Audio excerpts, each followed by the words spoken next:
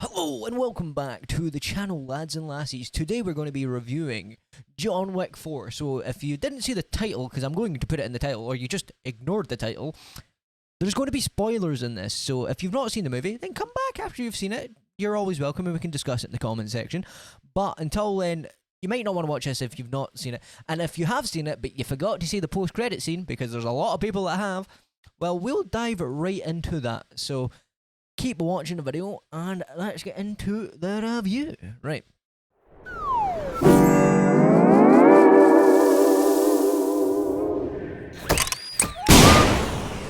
Right. So John Wick 4, sorry, this isn't Star Wars, John Wick. Anyway, John Wick 4 starts off with John Wick going through the desert and he's going back to get his freedom from the last one, and he basically gets told, no, you're not getting it. So then he shoots the guy in between the eyes. So, yeah, we know where this is going. So the table is basically all now after John Wick. So after we see this scene, it cuts over to Winston and the concierge. And basically, a guy shows up and he's got a piece of paper, and they're like, what the hell is this all about? And it turns out they've been shut down. They're getting their building destroyed because they're getting the blame for someone like John Wick, which makes no sense to me, to be honest. Like, it does, but it doesn't at the same time, It's kind of confusing. And so Bill Skarsgård comes in, and he's doing his big rant, if you've seen, you know what I mean. And so, going from there, we watch the nice concierge sadly get killed within the first 5 minutes of the movie, and sadly enough, the actor who played him is now also dead, so rest in peace, my guy. I hope that condolences to your family and things. So, going forward from that, we cut over to this Bill Skarsgård character. He then employs John Wick's old friend to kill him, and basically it's under the pretense of, if you don't kill him, we're killing your daughter. And it's like, well, the table sounds like a bunch of great guys, they are the best people to be friends with. So obviously he doesn't want to take the contract, but he does because it's either his daughter's life or John's, and he'd rather it be John, which is understandable and is a good dad. So then it cuts over to John. He is in his friend's hotel over in Japan. And basically, the daughter and the dad are talking about how he's always working and stuff, so she scheduled a lunch for them, and they were both like, I can't wait for this lunch. So during this time, though, the table show up. The dad is away talking to John, and obviously she was calling this, anybody that goes near John, anything he touches, it dies. He's the man in black, And she wasn't wrong, though. Let's be honest, her dad got killed. So one thing I will say about this movie, it seems like John seems to get a lot of dads killed going forward into this movie. So I'll talk more about that once we get there. We also have another character who is also tracking John. I can't remember the character's name. I'm very sorry about that. I'm just really bad by some of the characters' names because I was so involved in the story, I wasn't paying attention to the names, really. And the action, of course. So he's got a dog, and he's basically the only person in the world who can track John Wick because he has a full guide on where his hideouts are and all these sort of things. And so after, obviously, Winston dies, well, not Winston, sorry, the concierge dies, Winston obviously gets him buried, and then John shows up. Oh, wait, sorry, I've missed a scene, and I'll get back to that scene now. But the scene that I had missed is that they're obviously there, and the table comes in, and it's a whole bloodbath. People are in this mad Kevlar armor that is impenetrable. So John, the dad, and the daughter are sitting there just going ham on these guys. And they're killing everybody left, right, and center. And this is the first time you see the blind guy in action. And let's just say he badass. He blind, but he's John Wick level-ish, but blind. Is fucking amazing. It's very impressive in my opinion. And so then going forward from that, there's a lot of action, and then sadly, the old friend of the dad and John kills the dad, and the girl, the daughter, says, I shall have my revenge one day, if John doesn't kill him, basically, because they meet up after that on a train, and she's like, if you don't kill him, I shall. And obviously John's like, okay, I get you. And so after that, basically, he goes to the grave of the concierge. I can't say his name right. That's why I'm not saying his name, because I don't want to butcher it for the sake of the actor as well. And Winston's like, why don't you do it the old way? And he explains that you can do a duel by combat, which means 1-on-1, and but you will have to be reinstated into your family. So John goes back to his family place, and so he's trying to get reinstated.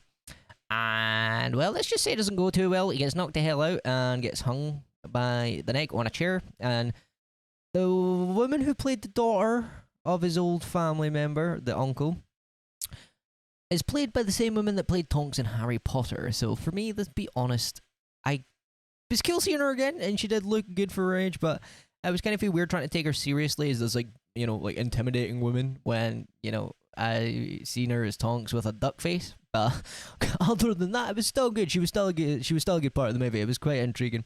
So basically, she's trying to kill him because basically, like I said, dads keep dying. He got her dad killed by doing what he was doing, and she was trying to get revenge on John for that. And John explains to her, like, I can get revenge for you of the man who killed your dad. And also, if you are willing to reinstate me in the family, I can then get my freedom, and I can then help you out as well. And so she obviously then goes on to agree to this. And we go on to one of my favourite parts of this movie, because it was fucking hilarious, but also badass as hell.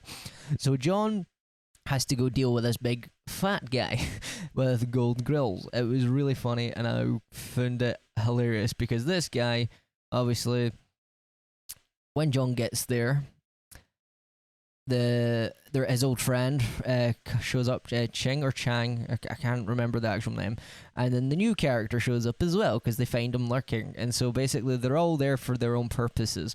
So the new guy is there to get money to buy himself out, John's there to kill his way out, and he's just trying to kill to save his daughter's life. And obviously this guy brings that up, and it's a funny action scene going to be coming. So they play a game of cards, and obviously it's a rigged game. He's obviously a cheating guy. That's the sort of thing that he does. He's a cheater. And so then going forward, let's just say the guy got slashed by a card, which was very impressive considering they've used a pencil in the past.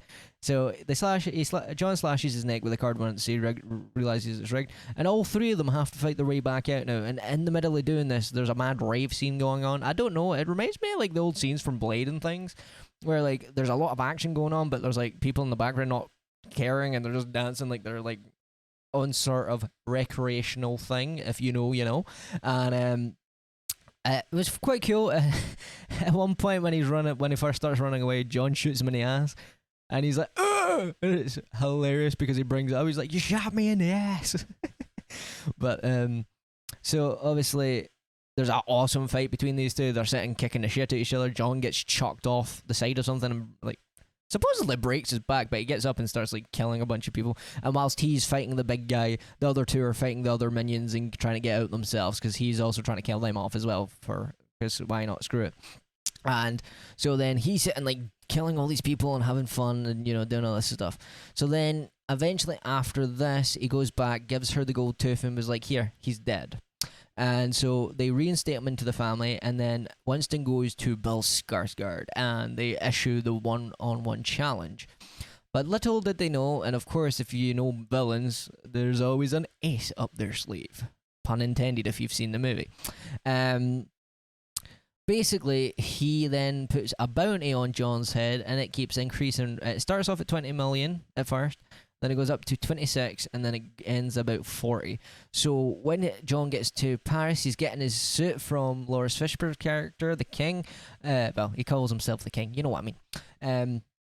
And he is in the movie, but he's not in it as much as the last ones. He is more just of a supporter role, and he's not in it a lot. So he gives him a nice new Kevlar suit, and then he gets a nice new Viper pistol with a thing within the actual the slidey bit to stab people on the neck and kill people. So that's going to be fun. But whilst he's getting ready, we have one of the best scenes in this movie as well. There's so many good scenes in this movie, but this is one of them as well.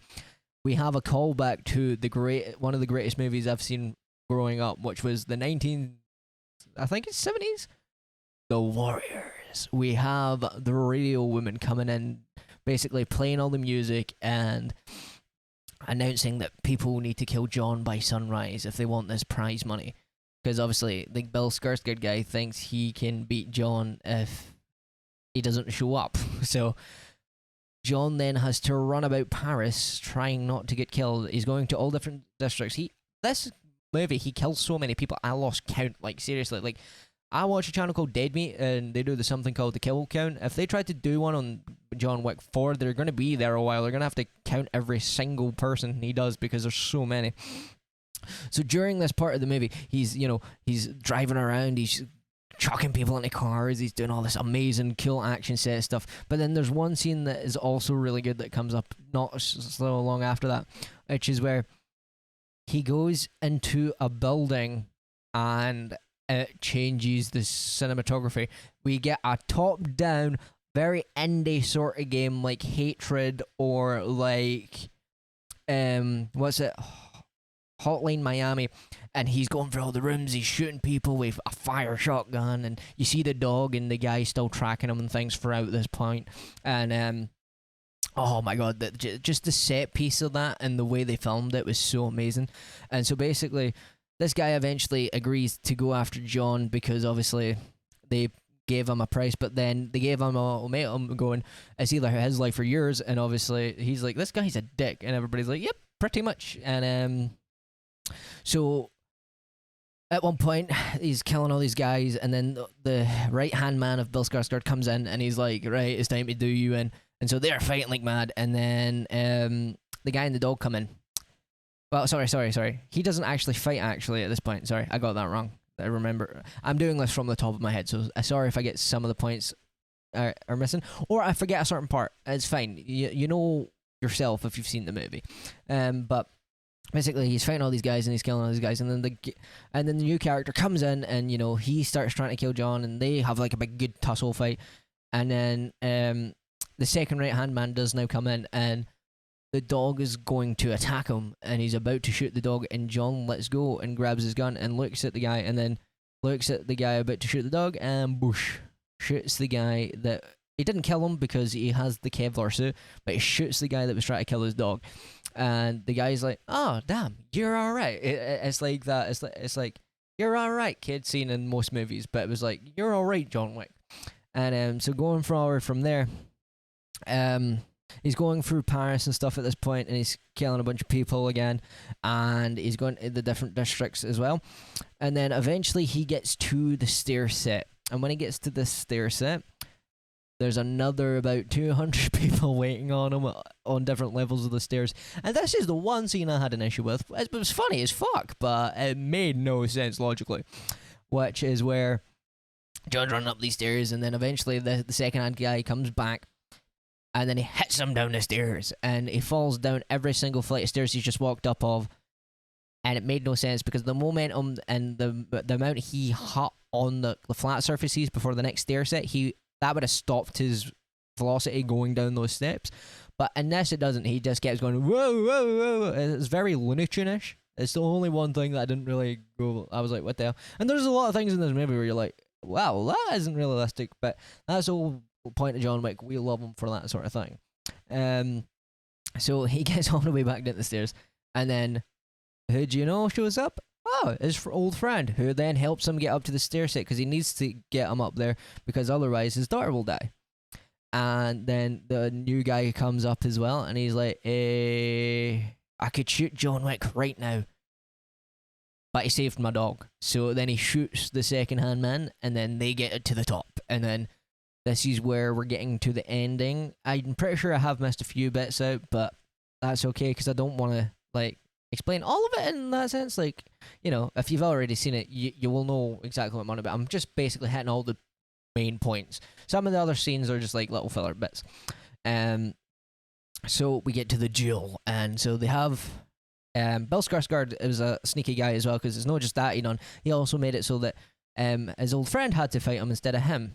And so they get up there and they start the duel, and so basically they do this, they shoot, they pace, they shoot, and then it gets to one of the final bullets. And So John lets himself get shot. And then Bill Skarsgård's like, I want to do the final kill. And he goes, and then Winston goes, your ego's got the better of you. And he's like, what? And then he goes, he didn't shoot. And then John pulls out the gun and he shoots him point blank in the head. And he's achieved his freedom. Like, the table have to grant him it now. And they didn't want that to begin with. That's why they had so many people going after him, because he is now a saint in the eyes of the table, because no one's ever been able to get out before. And so the guy's like, thank you, John, because his daughter is now safe. He doesn't have to worry about her getting killed anymore.